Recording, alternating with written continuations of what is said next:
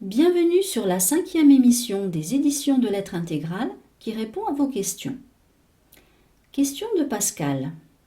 Dans votre livre « La destruction de l'astral, la naissance du moi réel », vous parlez du potentiel de résolution qu'il y a en chacun de nous. Comment savoir si je l'utilise comme il faut? Auriez-vous des conseils à ce sujet? Merci. Il faut tout d'abord faire la différence entre le potentiel de résolution transmis par la généalogie et les vies antérieures et le potentiel de résolution du double éthérique, le moi réel. Le premier est truffé de réussites mais aussi d'échecs, parce que l'individu ne fait que reproduire l'énergie du passé lorsqu'il est imprégné par ses mémoires. Il vit dans le moi familial et collectif. L'individu qui a commencé un travail de reliance avec son double éthérique, qui est sa partie cosmique, se connecte peu à peu à sa vibration d'amour, d'intelligence et de volonté réelle, dénuée de mémoire, puisque ces énergies se renouvellent à chaque instant dans le monde de la création. Il est bien évident que cette connexion ne tiendra pas si le travail de vérification des pensées, des paroles, des émotions et des actes ne se fait pas. Vous en saurez plus dans mon livre « La destruction de l'astral, la naissance du moi réel ». Si vous avez des pensées et des émotions de peur de ne pas réussir à faire telle ou telle chose, c'est que vous n'avez pas assimilé le potentiel de résolution de votre identité réelle. C'est que vous vous identifiez à votre moi familial qui contient les mémoires de peur et de dévalorisation ou de survalorisation.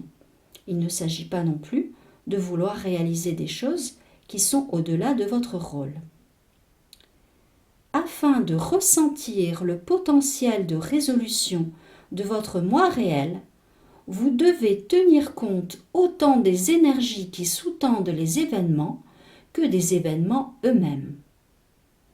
Ces énergies sont celles de vos façons de penser, de ressentir, de parler, d'agir, qui se reproduisent malgré vous parce qu'elles sont le moteur inconscient de votre identité. Pour que les événements changent, il faut changer ces énergies intérieures en les remplaçant par la vibration de l'instant que véhicule votre double qui va vous amener une façon de penser, de ressentir, etc., qui correspondra exactement à ce que vous êtes réellement. La remise en question de vos pensées, vos émotions, vos actes, etc., en mettant l'intention de vider vos références et en mettant l'intention de faire descendre la vibration de votre moi réel, va petit à petit changer votre mode d'alimentation. Il n'y a que deux solutions. Soit l'individu est piloté par les mémoires, ou les énergies contraires à la conscience gravées dans son inconscient, soit il commence à devenir libre en découvrant peu à peu son identité réelle dans l'instant. L'être humain a du mal à comprendre profondément que ce sont les intentions véhiculées par les énergies que l'individu porte en lui qui sont la cause de tout ce qu'il vit. La puissance de ces énergies sera plus ou moins forte si l'individu croit dur comme fer en son inconscient ou s'il a compris que seul son moi réel, intégré dans sa matière, peut réellement résoudre ses difficultés sans ensuite entraîner des échecs par loi de polarité. Je vous conseille donc de lire ou de relire La destruction de l'astral, la naissance du moi réel, notamment l'introduction dans laquelle j'explique le pouvoir de l'intention dans le monde de l'énergie.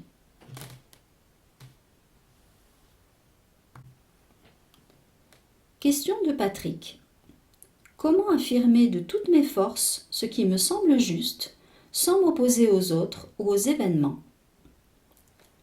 L'opposition est un mécanisme qui perdure depuis la chute de l'homme, lorsque celui-ci a déstabilisé son principe de réception, principe féminin, et son principe d'émission, principe masculin. Les êtres humains ont commencé à s'opposer parce qu'ils ne voyaient plus la réalité une.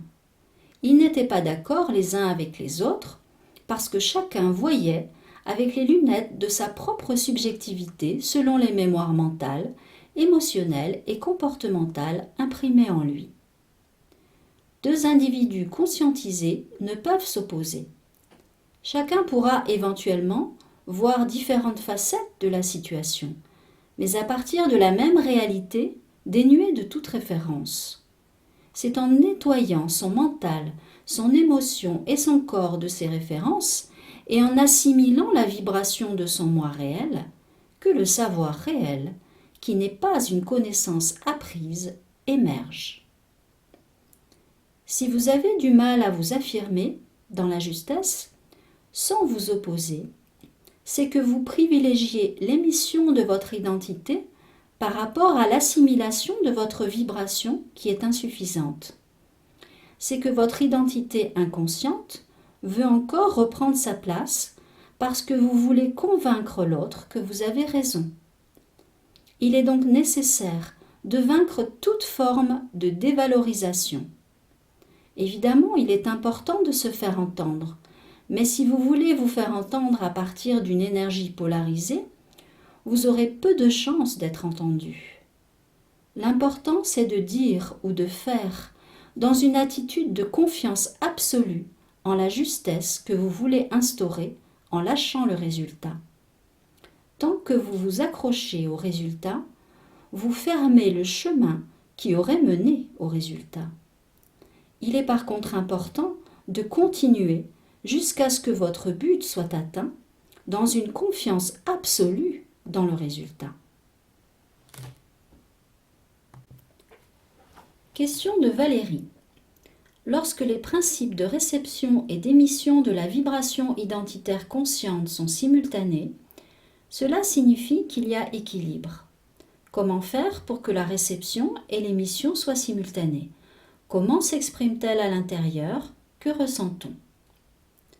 Si un individu en voie de conscientisation est plus dans son principe féminin, son principe de réception, c'est-à-dire qu'il reçoit plus sa vibration identitaire réelle qu'il ne l'émet, il se laissera influencer par son propre inconscient et celui des autres, parce qu'il n'exprimera pas et ne matérialisera pas ce qu'il ressent réellement. De plus, il se donnera plus d'importance qu'il n'en donnera aux autres. Même s'il se relie régulièrement à son double éthérique, sa connexion ne pourra pas tenir et son savoir disparaîtra très vite. Si son émission est plus importante que sa réception, il risque de se lancer tête baissée dans des actions sans avoir vérifié si son impulsion venait de son propre savoir conscient ou de son inconscient, c'est-à-dire de mémoires qui l'ont piloté.